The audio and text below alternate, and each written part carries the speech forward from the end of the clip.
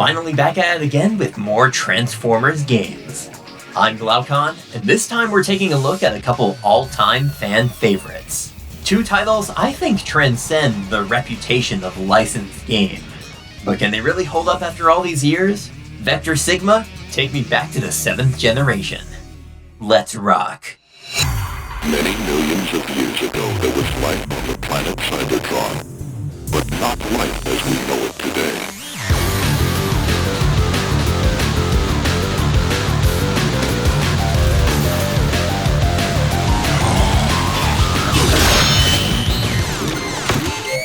Until this war is over, I can't afford to lose. Cybertron, our home. For generations, it has been a peaceful world, until pride and a lust for power divided us. Now we fight enemies who were once our brothers. The 2010s were an interesting time for Transformers. The financial success of the live-action movie franchise granted more freedom for new interpretations. And with the longer hiatus between films, new shows and media started to crop up. It was exciting, with the Prime animated series and IDW comics ushering in a new era of gay robot enthusiasts. Anything was possible as long as Hasbro gave the green light. One ambitious project to be graced by the corporate overlords was Transformers: War for Cybertron.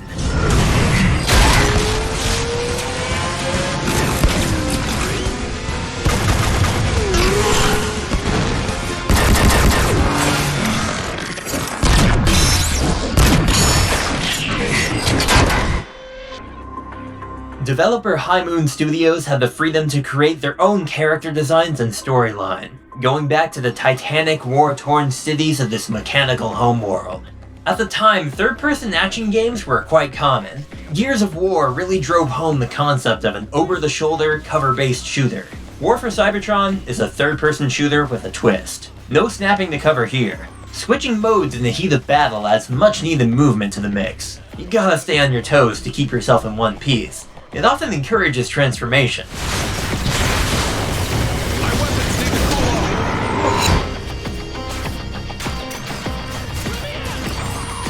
Not only can you move faster in vehicle form, it's really just another way to maneuver in a firefight. Out of ammo? Just tap L3 and keep blasting.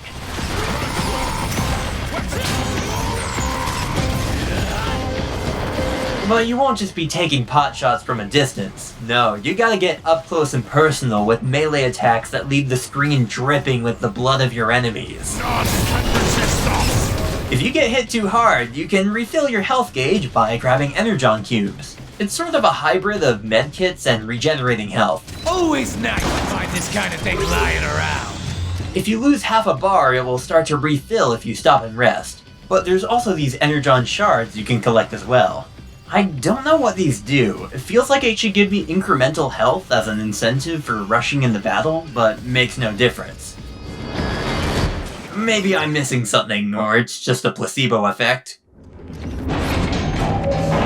Well, look at this. The prodigy returns. Megatron. Now the story mode is the main event here. More like two separate campaigns with an overarching plot. It's a grim dark war story with Megatron harnessing the power of Dark Energon to fuel his planetary conquest. Witness the power of Dark Energon! You're a fool! No one can control Dark Energon! Megatron has somehow found a way to weaponize Dark Energon. Dark Energon? Dark Energon. Dark Energon. Dark Energon. Will you stop talking about Dark Energon for 1 nanocycle?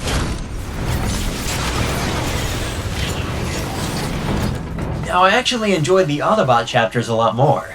Sure, it's fun to be the bad guy, but I just got tired of Megatron's one-note performance here. Reroute all power to forward guns and thrusters. Full speed ahead. But sir, that's suicide! Any further objections? He is just perpetually pissed off and will not hesitate to snuff out your spark. Dare you accidentally make eye contact and or refuse to look at him. Starscream, you half-wit! I still function! A fact you shall regret when I choke the life out of you! The Autobots I found a little more endearing. Which way you swinging that thing? Looks like we got them all. Of course, I got most of them. And their more vibrant colors make them stand out against these cold, technological backgrounds. It helps you identify with the characters. One of the most criticized aspects of this game was the environments. So much time and effort went into making Cybertron a living, breathing world, but the constant midnight metallics and energon-soaked scenery can obscure landmarks that help you distinguish one setting from the next. It can bleed together for sure, but the devil's in the details. The elevated Iacon highways lining this neon metropolis. Some areas are more industrial.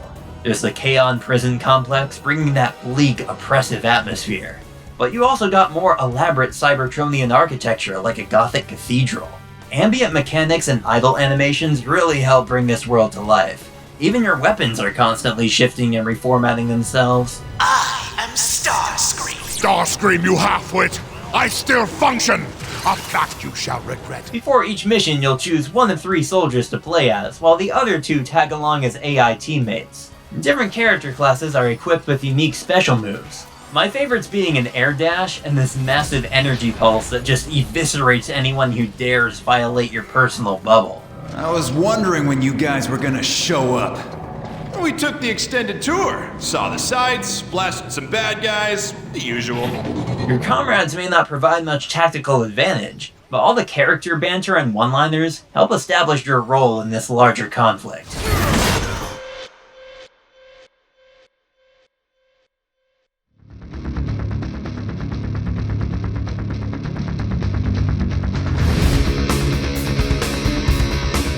As the battle rages on, you'll discover more secrets hidden within the planet's core. Milestones marking the paths of both heroes and villains. Not to mention a couple legendary titans towering over you in boss fights. When it comes to depicting the origins of the Transformers timeline, we'd never seen anything like this before, not in this format. You didn't just bear witness to some first act or flashback, you lived it.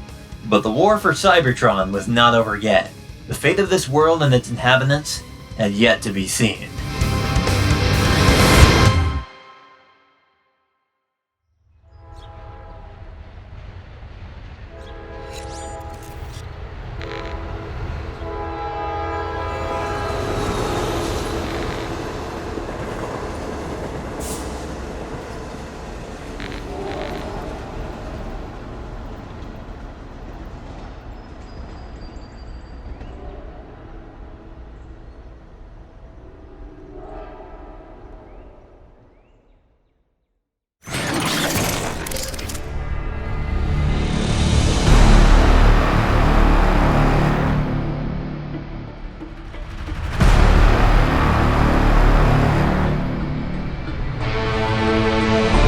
All good things must come to an end.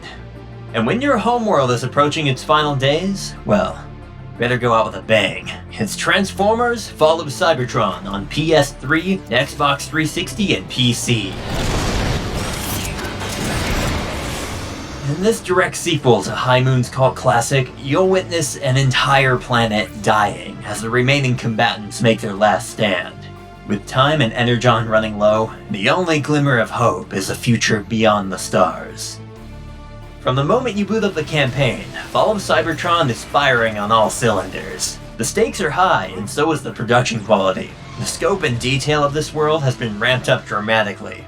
You're no longer just a third-man battalion. There's always others counting on you to get the job done, whether it be through scripted events, audio logs, or environmental storytelling. There's a whole platoon of them activated. If you're listening to this, turn back and avoid engagement at all costs.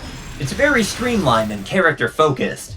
Gone is the freedom to choose factions or individuals. The levels are now designed around specific characters and their unique playstyles. It'll take you for a ride, seamlessly passing the baton from one set piece to the next. It really helps with the pacing. There it is! Hit the ground running as Optimus Prime, rolling out onto a full-scale battlefield. Next thing you know, you're exploring ancient catacombs in the Sea of Rust, performing stealth takedowns with Cliffjumper. Ooh, that's a long way down. You stay here. Keep an eye out. What? No. I'm not called Cliff Jumper for nothing. You stay here. I'll take the plunge. Later! That's cheating! This here might be my favorite section in the whole game. You get to play as Autobot Jazz, and he has a grappling hook. There's a real level of verticality with this jungle gym of platforms to traverse while running and gunning on the go. The only downside? He's voiced by Troy Baker. Oh, come on! He's history's greatest monster! It'll have to do, Sideswipe. You ready, Cliff Jumper? Always.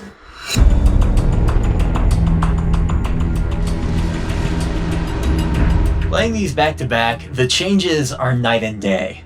No, literally, Fall of Cybertron is much more vibrant, like someone waited till sunrise and cranked up the saturation. Now, despite the expanded color palette, it's clear how much the planet has deteriorated.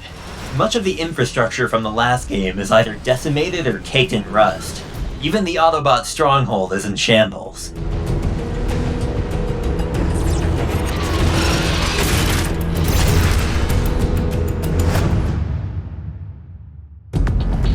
The driving is improved too. It's less precise, but in a natural way that eases you in and out of turns. It's less simply pointing yourself in the direction you need to go, and more Tokyo drifting around the map as you blast assailants left and right. And the transformations are just so satisfying. That's some top tier character animation right there. This time I'm playing the PC version for that silky smooth 60 FPS, but I clocked so many hours on PS3 back in the day. This one's always been a personal favorite. Whatever lies beyond that portal is our best and last hope, my friend.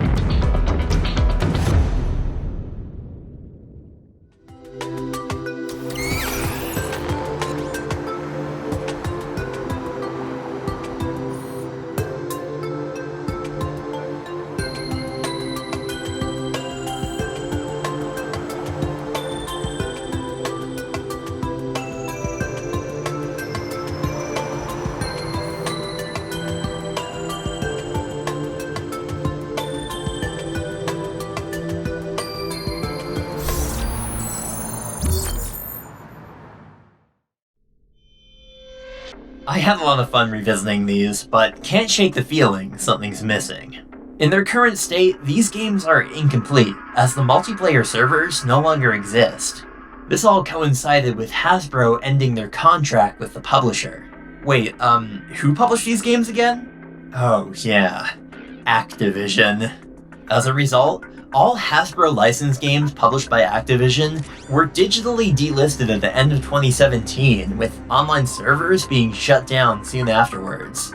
With no option of local multiplayer or peer-to-peer networking, there is no way to play these games online ever again. Or is there? You got the touch. You got the power. Fall of Cybertron multiplayer is back! Yeah!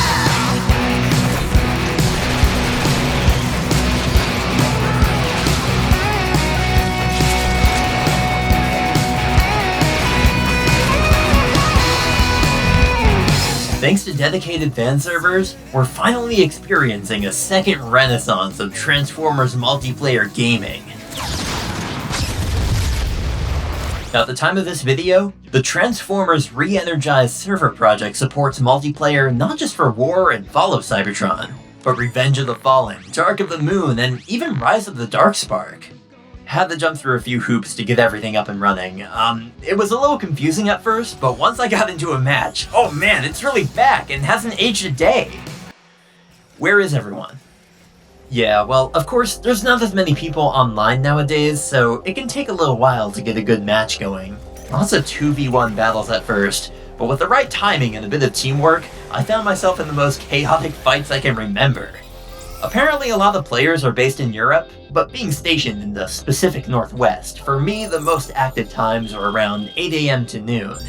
Nothing like Saturday morning Cybertron.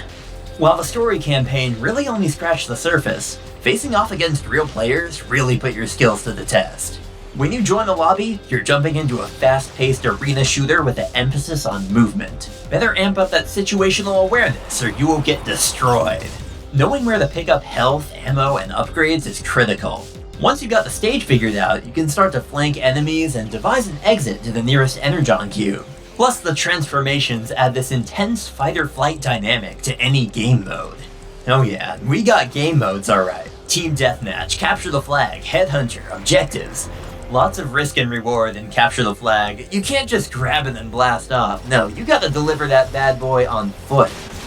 Used to play a lot of Conquest back in the day. It's basically control points you gotta capture and hold down for as long as possible.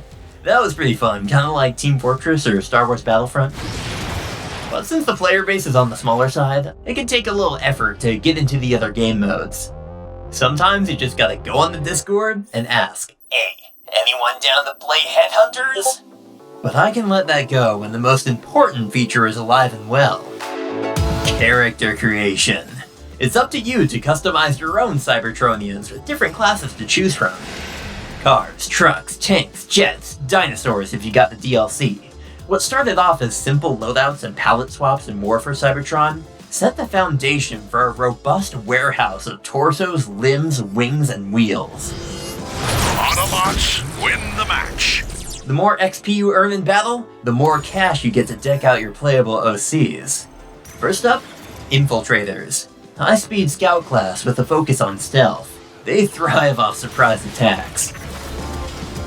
Destroyers specialize in explosive weapons.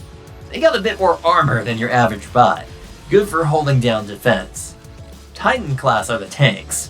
Literally. Real heavy weapons guys, moving slowly but dealing the most damage. Default loadout comes with a Gatling gun, and my favorite weapon, the Energon Harvester. This here is a close-range shotgun that siphons health from your enemies, allowing you to play a little more risky if you score a direct hit. Yeah, it was even featured in an episode of Transformers Prime. Pretty sure this thing violates the Autobot Geneva Convention. In Decepticon hands, the Harvester would be a devastating weapon. And finally, Scientists. All-around support class, doubling as a medic or engineer type with sentry turrets. If your team's in a pinch, it's always nice to have an airborne healer on standby. As a sequel to War for Cybertron, it's a big step up in plenty of ways. Winning matches requires a little more teamwork than I remember, so it's best to stick together and rely on some backup if you can.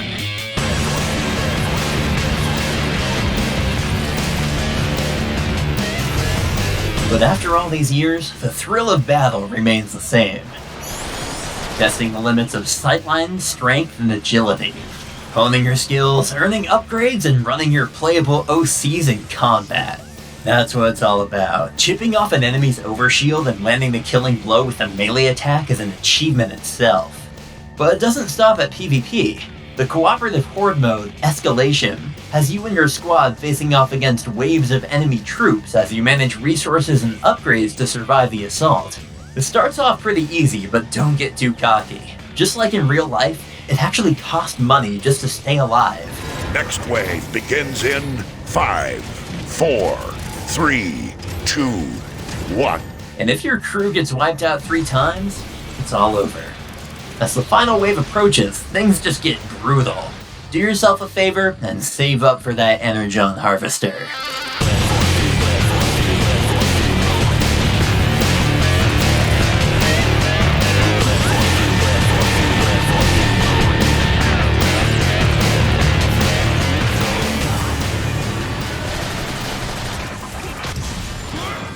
Wave complete.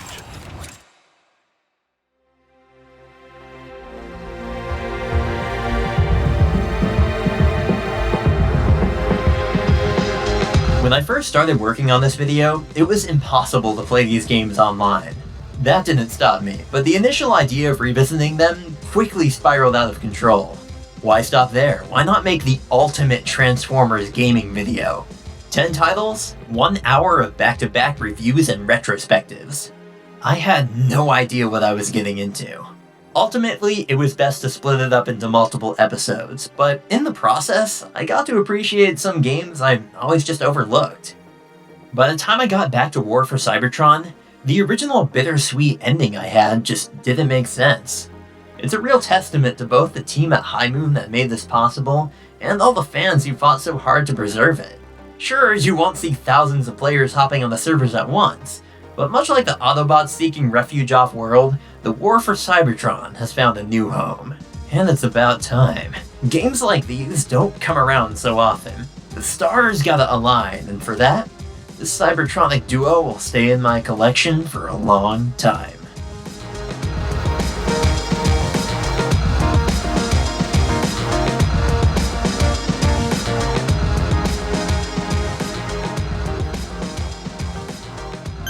Mission accomplished, Big Bot!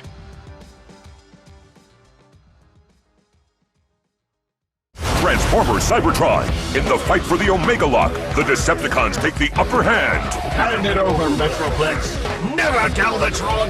But in the Autobots' darkest hour, Cybertron's greatest secret is revealed. A giant robot with the power of an entire planet, Primus. When the power of Primus is unleashed, no Decepticon will be left standing. Cybertron Primus from Transformers. Each sold separately. Batteries not included. Change time will vary.